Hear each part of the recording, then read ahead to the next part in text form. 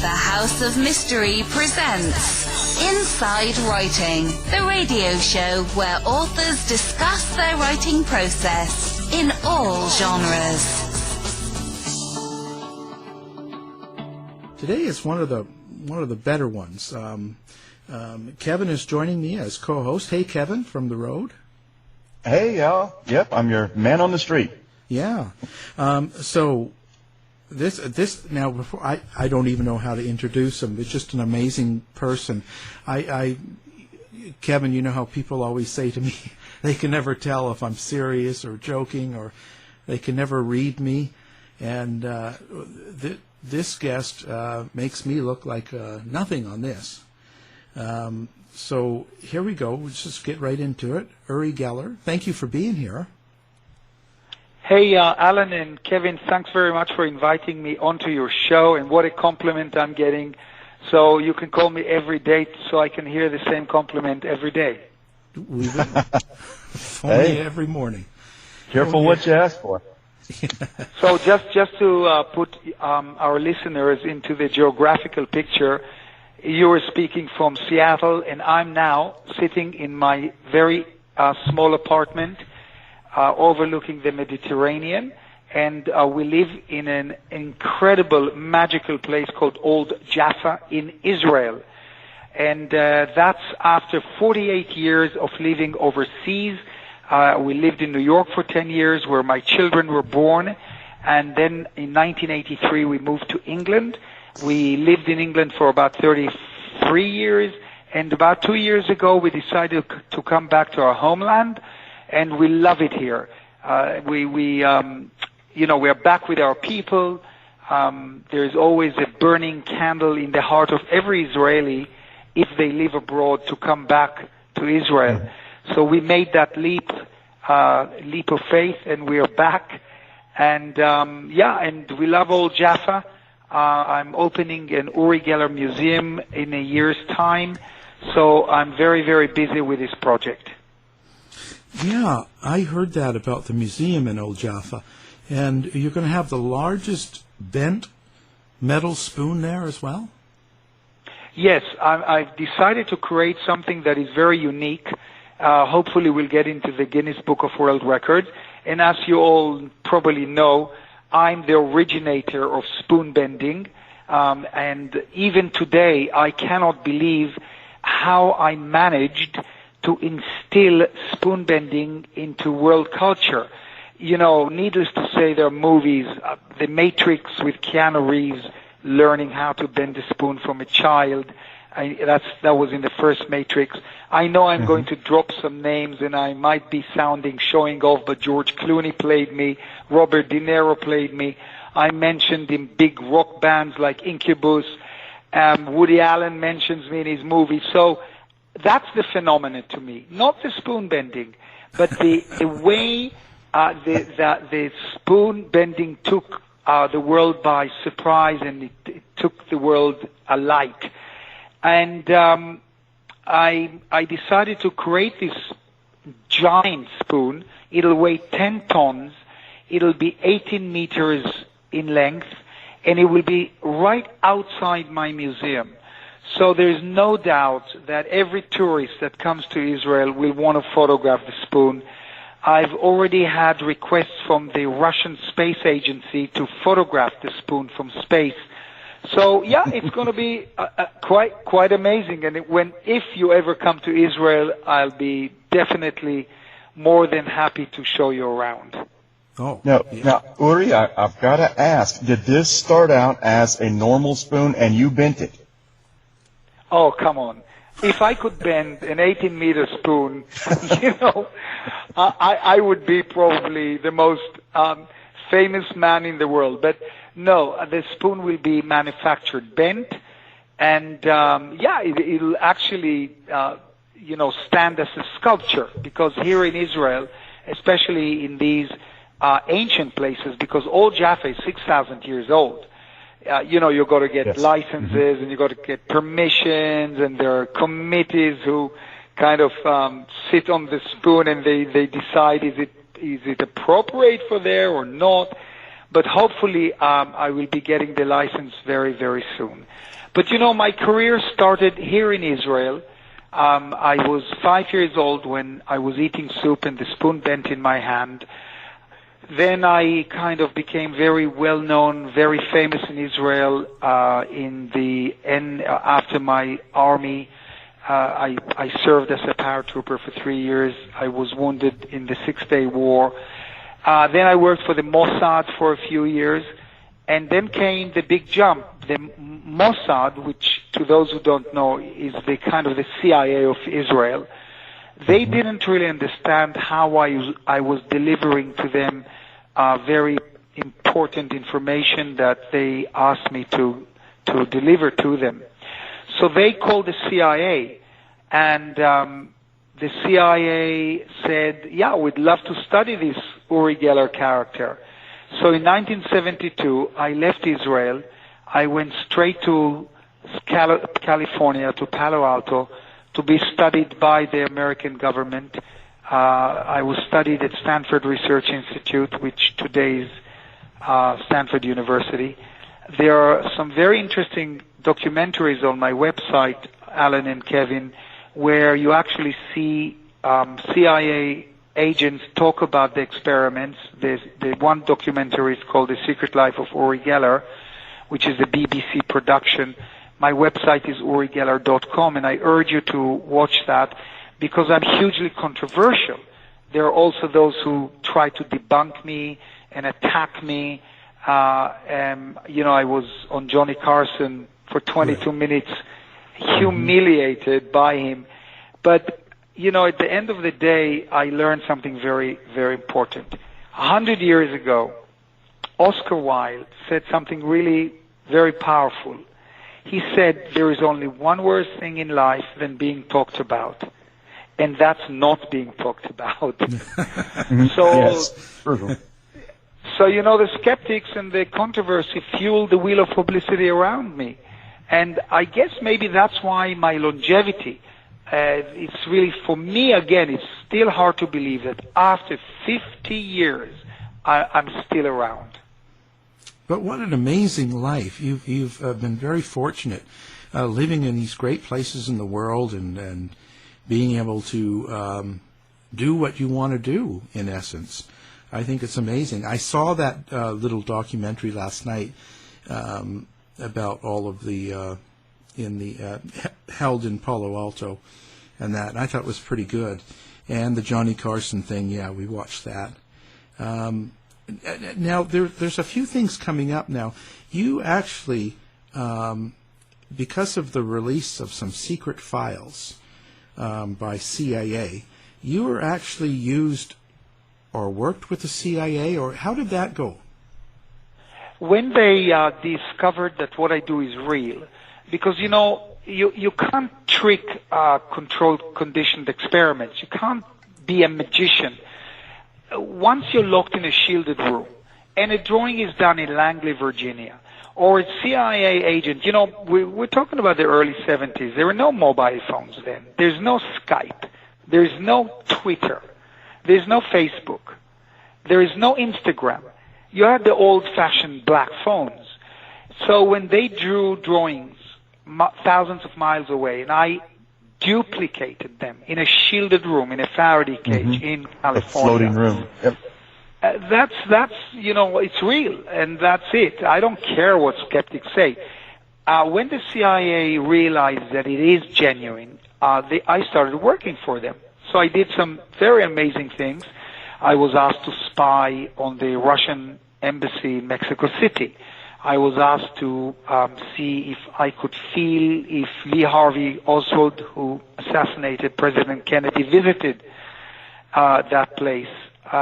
Then there were many different missions. I remember when President Carter was interviewed by a student in a university, the student asked him if there were anything unusual that happened throughout his presidency, and he said, oh yeah, a Russian plane crashed in Zaire, and psychics found the plane for us. I've done things that are still top secret. What the CIA released just over a year ago is just the tip of the iceberg. And there was one instant, which is not secret, was when Ambassador Max Kempelman from Washington and the head of the American Foreign Relations Committee, Senator Claiborne Pell, they asked me to bombard the Russians to sign the nuclear arms reduction treaty. So they came to London to brief me. I was living then in England. And then they flew me with Al Gore, Vice President Al Gore at that time, to Geneva. And my task was to get close to Yuli Vorontsov, the Russian negotiator, and bombard his mind telepathically to sign the nuclear arms reduction treaty. I mean, I know it sounds far out, and it's almost bizarre and strange to hear this, but I got very close to him, and I bombarded him to sign, and he signed. Of course, I cannot take full credit for it. There are other, implications and other things were in motion, but those are the type of things I did. For the FBI, I induced into Russian diplomats the word defect successfully. I remember this FBI asked me to locate a serial killer called the Son of Sam, who was David Berkovich, and I pointed exactly at where he lived in Yonkers, New York. So there were very, very unusual tasks and missions that I had throughout my life. And the show business side of Uri Geller was perfect because it was a cover. And I have to thank the skeptics for making all that noise that I'm not real, because that was an inbuilt safety device for me, Alan and Kevin. Now, this is absolutely remarkable, Uri. Let's back up just a little bit, though. Let's kind of go back to the beginning. To what do you attribute these abilities that you have? Are these natural abilities, or were you gifted with these abilities, or did it come from, some type of outside source? How did it start for you? Okay, let me tell you how it started. And again, it'll sound like I'm describing a science fiction film. But when I was around 5 or 6, I was playing in an Arabic garden across my apartment building, a small, tiny 4-floor apartment which no longer exists. And by the way, I'm speaking to you from Old Jaffa, which the flight of a bird is maybe 3 kilometers from the place where it happened. And suddenly in this Arabic garden, I encounter a sphere of light. I was only 6, so it wasn't, I just looked at this thing, and out of it emanated almost like a laser beam type of light, which hit my forehead very strongly with a powerful force, and it pushed me into the grass. I don't know how long I lay in the grass, but I ran home to tell my mother. Of course, she didn't believe me. She thought that I was inventing it or lying or I dreamt it. But I told her it really happened. Now, many, many decades later, just about 10 years ago, an Israeli Air Force officer actually validated that encounter. He wrote me an email after hearing this on a BBC documentary, where I was telling this, and he said to me, Uri, I was walking and on my right was this Arabic garden, and I saw this little boy with black curly hair, with a white shirt, and this huge sphere of light, and I saw the little boy running across the street to his doorway, and this thing kind of followed me, and it exploded on the building, leaving a black residue, and that black residue was there for years. So to me, this was an amazing validation because I wrote about this happening. I wrote about this experience. Of course, nobody believed it, but I never shone away from it because it happened to me. I know it happened. So this was an incredible validation coming from a very credible source, an Israeli Air Force officer. So that's how it began. Very soon after that, I ate soup. The spoon bent in my hand, and that gave me, I showed off with the spoon in school. Children were amazed. I blew the minds of teachers. And I realized that that's what's going to pull me out of the poverty we were in. And I focused on it, I enhanced it, I exercised this ability, and then I just could do it on command. So this is how it all developed. So, Uri, it's not unbelievable at all. I mean, you're in the Holy Land. Holy things are going to happen. But given the culture of Israel and what I know of it, were you seen as almost a messianic figure, or did you kind of keep it quiet?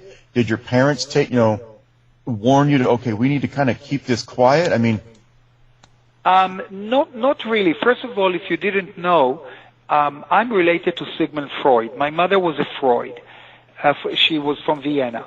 And my mother always thought that I inherited certain abilities from the great psychologist, Sigmund Freud.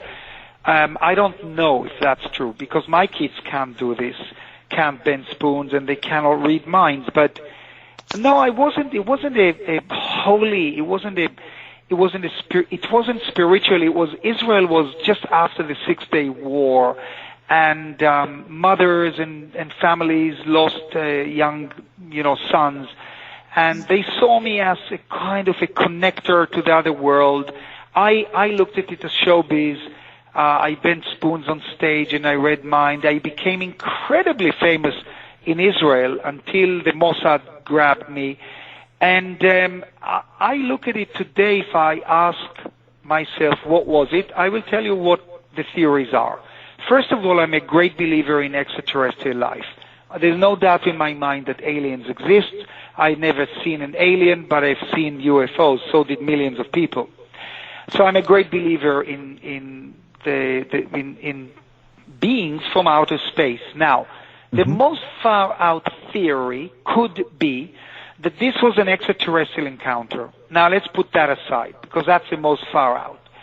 Second, it could have been a spiritual experience. Third, it could have been a geophysical experience. And the fourth or fifth one would be that we all have these powers, we all have these abilities, and I have it stronger than others. That's very simple, because throughout my life, when I did my interactive television, millions of spoons bent in people's homes. Broken watches started ticking across America, across Japan, across Germany. I mean, I can do an experiment with you right now. We'll ask our listeners to. By the way, do you have commercials, Alan, on this show? Yeah, there's 2 commercials. So when I don't know if you engage the commercials while we speak. Do you have the commercials while we speak or not? No, typically not. I keep that out. So let's do the following. Before a commercial, I want you to put this on, leave this on air. I'm asking everybody at home to go and get spoons, keys, and broken watches, old watches, your grandfather's, your grandmother's, pocket watches. Bring them to the radio, because when we come back from the commercial, I will do an amazing thing in your homes.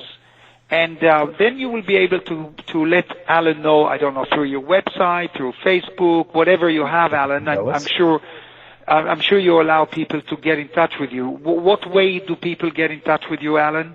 Twitter, Facebook are the most popular.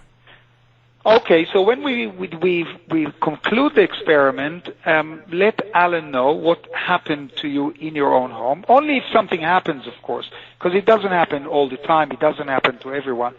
And you'll see, Alan, that you'll have a very unusual reaction.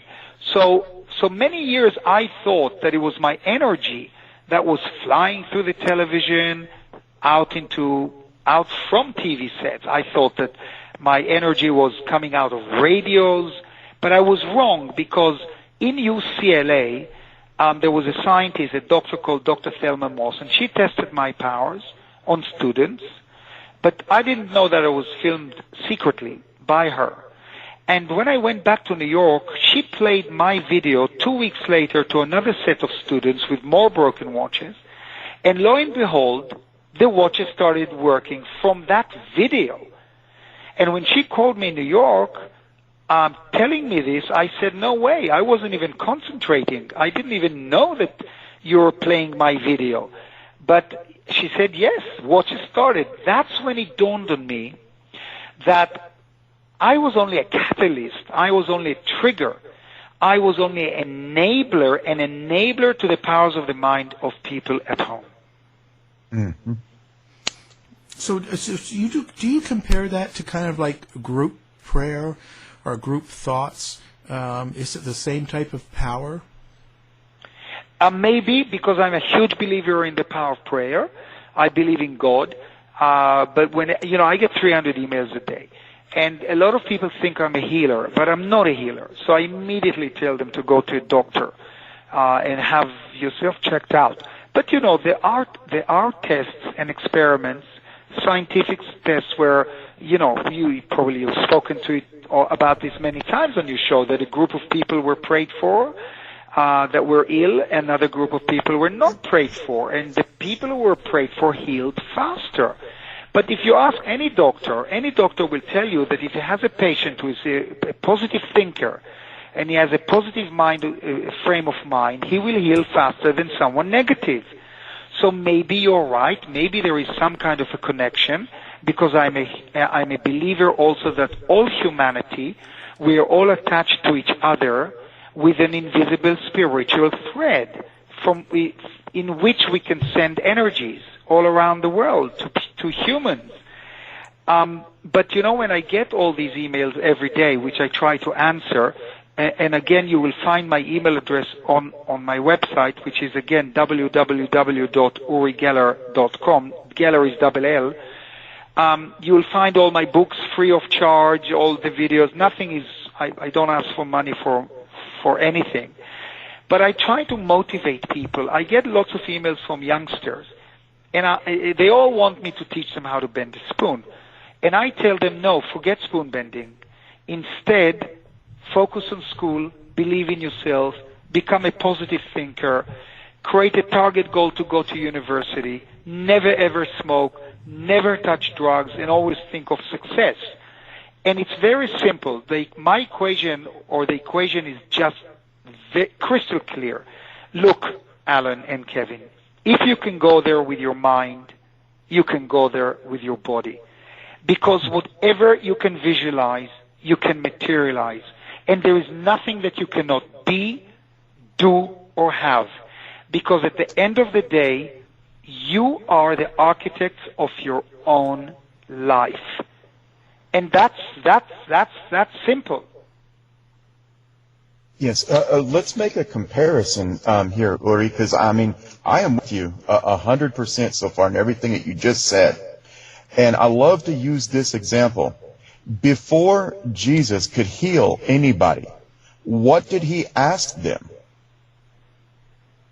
He always asked them, do you believe that I can do this? So was it the divinity of Jesus, or was it that person's belief and, readjustment of self-image that created the healing?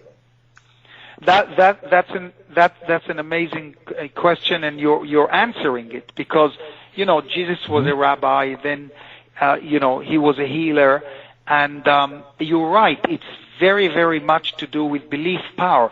But let me surprise you about a recent poll. That believers today around the world are the majority. Paranormal acceptance in America is rising. Did you know that almost 80% of Americans believe in at least one paranormal phenomenon, whether it's in lost civilizations or alien encounters, past or present, in telekinesis, in fortune-telling, in Bigfoot, in haunting spirits? It is amazing. So most of the people on this planet, whether there are 7 or 8 billion people, we are believers. So we are open-minded. Therefore, I believe that there will be a huge paradigm shift very soon. But there are a lot of things that we have to worry about. There are wars, there are thousands of nuclear weapons, there are still diseases ravaging the world. Every 3 seconds a baby dies from hunger somewhere around the world. The ice caps are melting. There are meteorites that swoosh by Earth. So there are lots of things that we have to care about in order to get this planet in order, or make this planet survive if we want to go on living on our Earth. So for you, Uri, what are the mechanics? I mean, I can understand group belief, and I understand your belief in your abilities. So when you actually do these amazing things, the spoon bending, to me is okay, but I've got to know about the watches. To me, that is something that you can't control. There's no sleight of hand involved. There's no trick. It just is. So what are the mechanics? What does Uri do when you do these? Do you become part of the watch and fix it, mentally?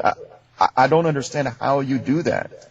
But I don't understand either. I can only kind of theorize that it's some type of an energy that leaves my mind. It's nothing to do with my hands or my fingers, penetrates the watch and fixes it. By the way, I have thousands of stories from people around the world that had pocket watches that were over 100 years old, and there were parts missing in it. The watchmakers told them that. There were broken parts in it, and they started ticking. Parts materialized, broken parts materialized suddenly. But that's not that far out. Edgar Mitchell, the astronaut, who was a 6 month on the moon, he tested me. And there were materializations and dematerializations when we did experiments. These are so far out to believe, but hey, first of all, to those people out there who don't really know what scientific testings I've done, from Stanford, I went to the Lawrence Livermore Radiation Labs. That's where they build nuclear bombs. And scientists studied me there. From there, I was taken to the American Naval Surface Weapons Center. From there, I was taken by Wernher von Braun, the rocket scientist, the German rocket scientist, to be tested in NASA. Professor Viktor Weisskopf, who is a physicist who studied under Niels Bohr, who worked on the atom bomb and oversaw the development of European atom smashers. He tested me. George Edward Tate, who was appointed to the President of the United States Science Advisory Committee and the inspirational creator and sounding research director of Xerox Corporation in Palo Alto, he tested me. I mean, I can go on. Edgar Mitchell, the astronaut. So I've gone through, my goodness, hundreds of tests. And in many of them, there were materializations and dematerializations, which is a fact.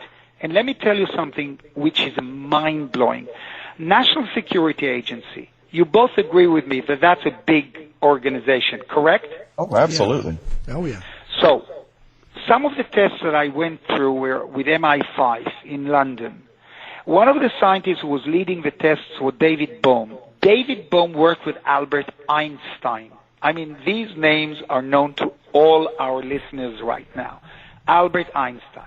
So David Bohm experienced something so phenomenal with another professor called Professor John Hafted, that National Security Agency, NSA, they decided that if I can materialize or dematerialize an object, then what about 10 Uri Gellers or 20 Uri Gellers or 30 Uri Gellers working at the same time on one point? They could probably make a city disappear. Now, listen to me. These words that I'm telling you are in the CIA documents that were released recently. They are on my website. And what I'm telling you now, you will read in NSA documents that have been released for publication by the American Defense Department, whoever released them. I've put them all on my website because it's so unbelievable. And you know what? They were right. I think that if enough people can concentrate and they can make things appear and disappear, then the size of what they're focusing on doesn't really matter. If the theoretical science is behind it, hey, what's the big deal to make something appear or make something dematerialize? My God. Hey guys, are you with me? Yes, yeah, I'm just, you gave me a lot to process there. Yeah, and you know, Alan and Kevin, the most astonishing is that this is not my words. These words come from the CIA and NSA. The story is there. It came out in publication. Very few people noticed it because it's kind of buried inside the words there. But get on my website, take some time, get on the CIA stuff. It's under my museum, and start reading what the media says. And there is one document that the publication, can't remember the name of the publication, published, the NSA documents, and it's right in there. So. And by the way, the remote viewing, there is a remote viewing. I started the remote viewing, I believe, for the American government in 1972. The tests were conducted by Hal Puthoff and Russell Targ in Palo Alto, both physicists. And a lot of people think that the remote viewing project was terminated, but it's not terminated. It simply went deep black. And in the documentary by the BBC called The Secret Life of Uri Geller, you will see these people telling you why it was terminated publicly, but why they think it's still going on deep black.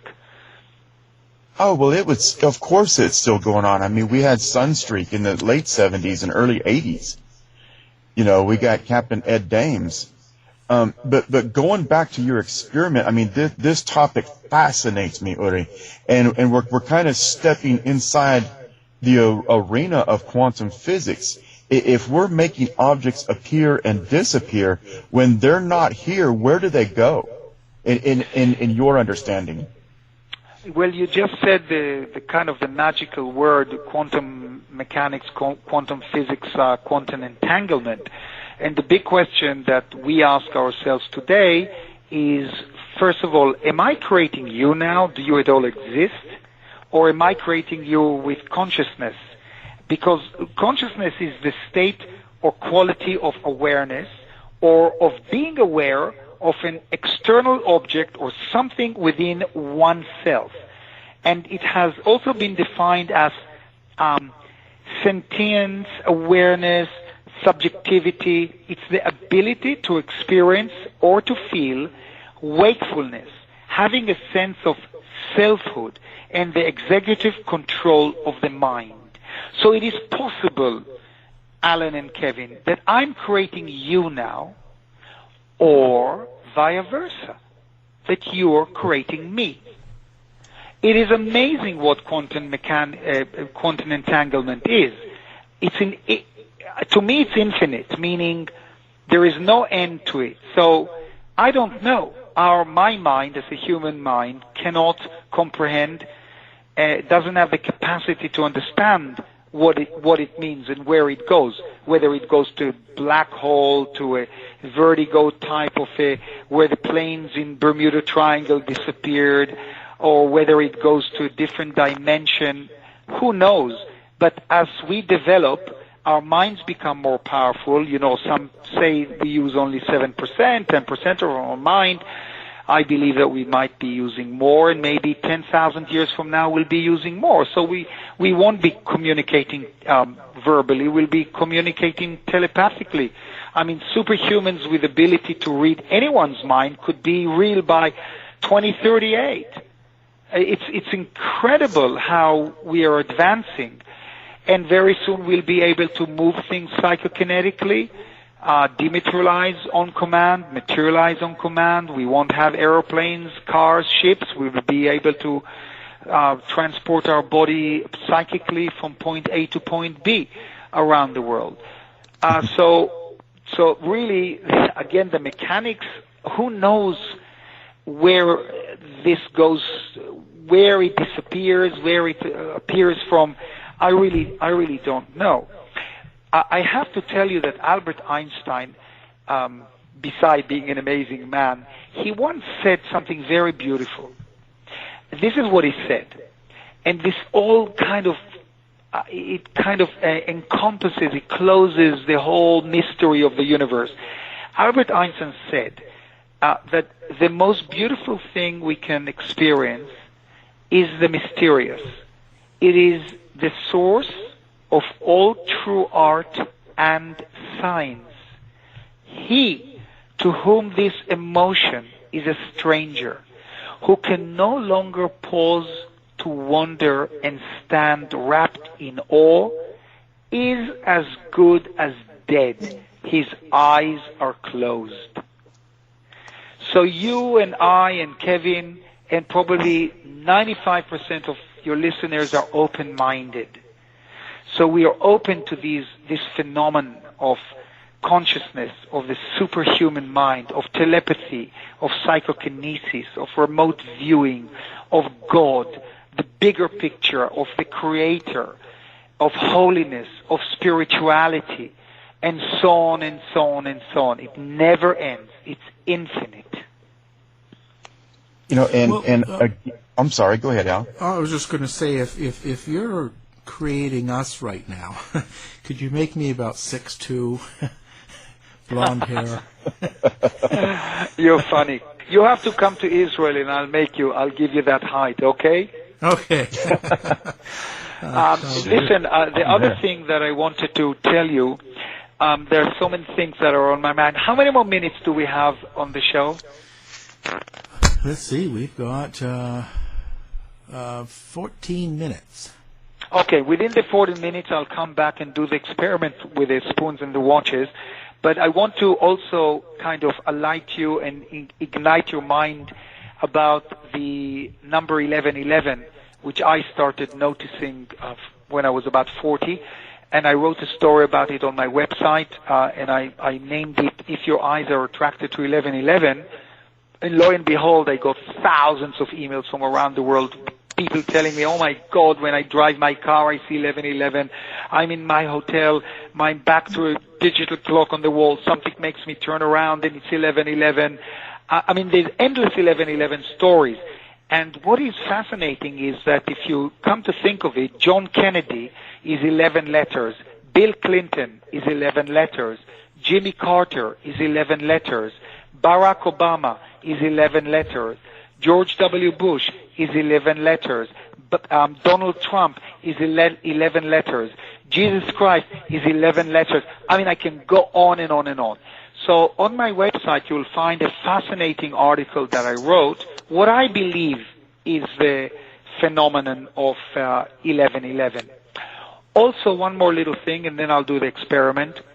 When I bought the property that is over 1,000 years old of my museum, which will take me a year to refurbish, we discovered, I found oil and gold for big mining companies. As a matter of fact, I found oil for Pemex, which is the national oil company of Mexico, and the Mexican president was so impressed that he made me a Mexican citizen that I actually have a Mexican passport. And I doused in the museum, and I felt that there's something under the ground.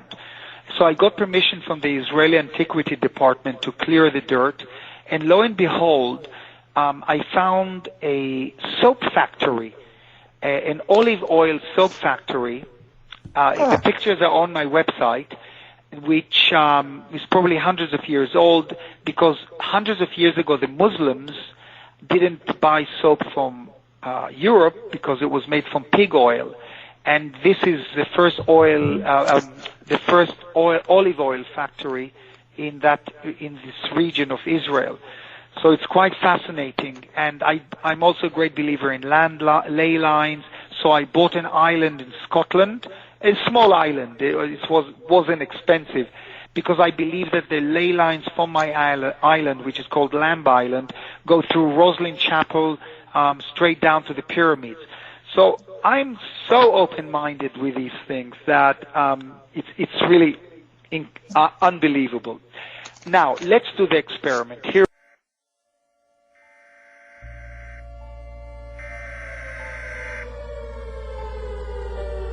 We interrupt our programming. This is a national emergency. Important details will follow. Are you prepared? Legacy Food Storage.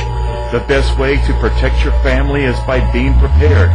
Go now now to legacyfoodstorage.com. Use coupon code HOM15 now for 15% off. Quick, go!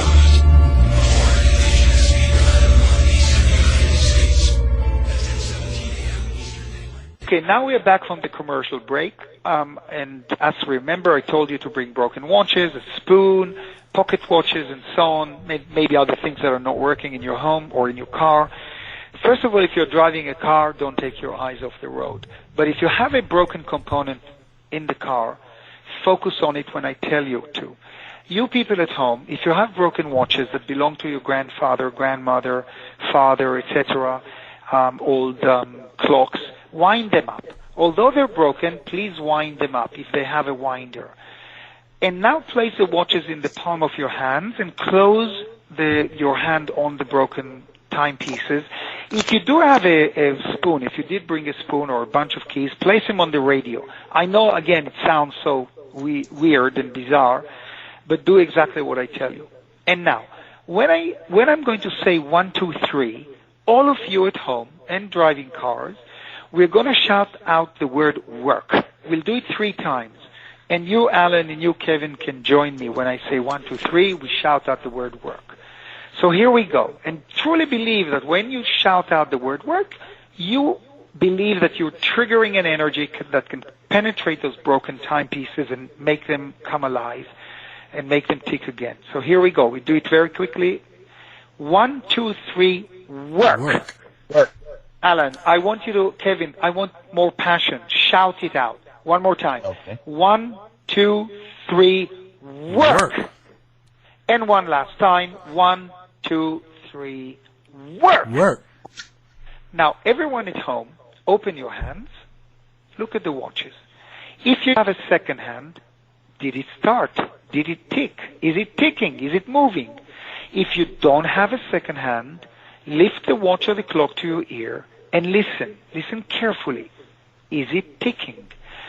If your watch or the clock or anything that was broken in your house did start from this little experiment, please make sure that Alan knows about it through the Facebook. If nothing happened to you, don't be disappointed, because it doesn't happen to everyone. It doesn't happen all the time. If a spoon jumped off the radio, if a key bent, let us know. And yes, Alan, when you get the report, just also, write me an email and tell me what happened to your listeners. Will you do that? I will, for sure. And also, besides writing to Alan, you can also write me. My email address is on my website. It's uri@urigeller.com. That's great. Now, what happens if your watch stops? It's very rare that happens, but maybe your energy was too strong. But I asked for broken watches. So those watches, in pocket watches, were not working. But this is a very interesting experiment because, hey, I'm in Jaffa. This is a taped show, but it has no significance. It's really the triggering of your mind. I'm just simply acting as a catalyst. I'm an enabler. I'm a trigger for the powers of your mind. That's amazing, Hey, now, if I could ask, how does the negative effects or the people that attack you actually affect your performance or your work? Like when we were talking about Johnny Carson and Randy and all that stuff. When I was on Johnny Carson, it was a trap. I walked into a trap because he had a situation with James Randi and so on.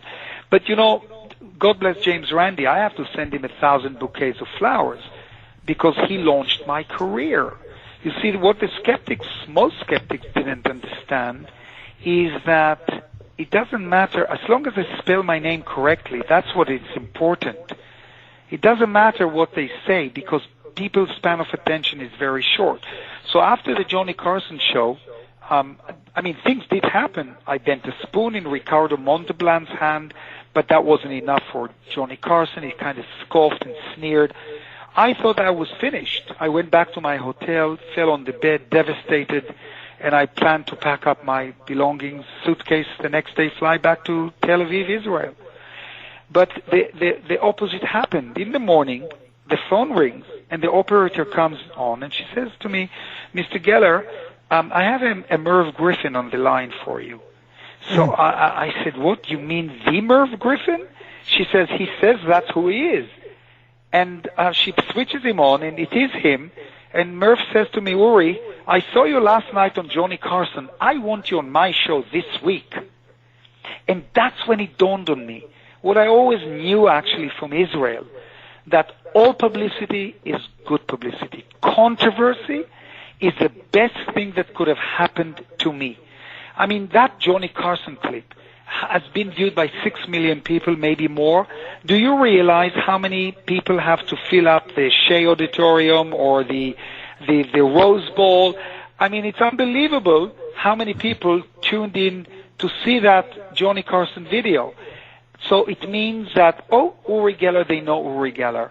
So the skeptics actually helped me tremendously. And whenever I read something that was negative, I didn't read it. I always measured it.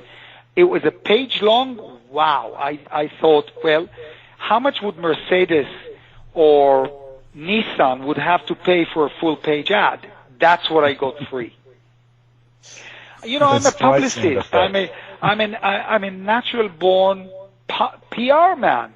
That's me, and nothing can change that. I'm an Israeli. I have chutzpah. I went on with the flow.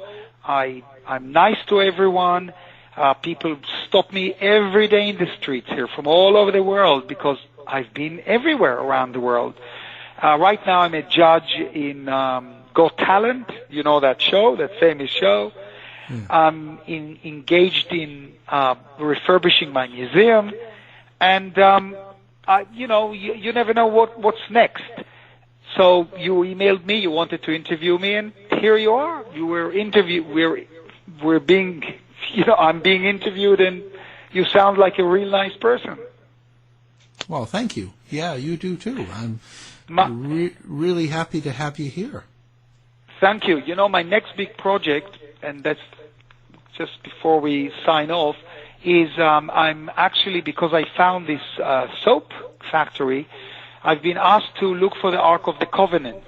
And, ever since the Babylonian captivity of Jerusalem in the 6th century, that's BCE, the whereabouts of the Ark of the Covenant has been a mystery.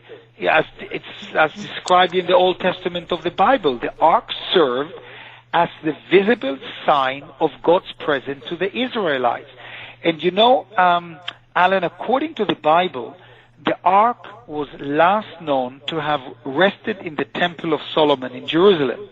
Now, whether it was destroyed or stolen or moved or remained hidden after Babylonian forces conquered the city, and they actually leveled the temple in 587 BCE, is not known. And another mystery concerning the Ark is its content. The Ark is said to contain numerous sacred relics, including the tablets of the law from God that Moses got. Yes. I believe I can find it. So this is my next mission now. Wow, that's pretty amazing. That's a task. Yep. Wow. Now, usually when you ask what's coming up next, it's not that. I'm going to write another book, or I'm going to do another show, but you're going to find the Ark. Wow. I hope so. I believe in myself. I really believe in myself. Well, as a Jewish man, I hope you find it. Seriously. Thank you. But listen, you guys, Alan and Kevin, make a point of coming to Israel. I mean, Jerusalem is a holy city of all religions. Jesus walked here. You should walk in his footsteps. That's the Via Dolorosa, which takes you to the Wailing Wall. It's an amazing country, Israel. So it'll be fun to have you here, and I promise I'll take you around. Well, we would love to. I know we would. I would take you up on it. Great.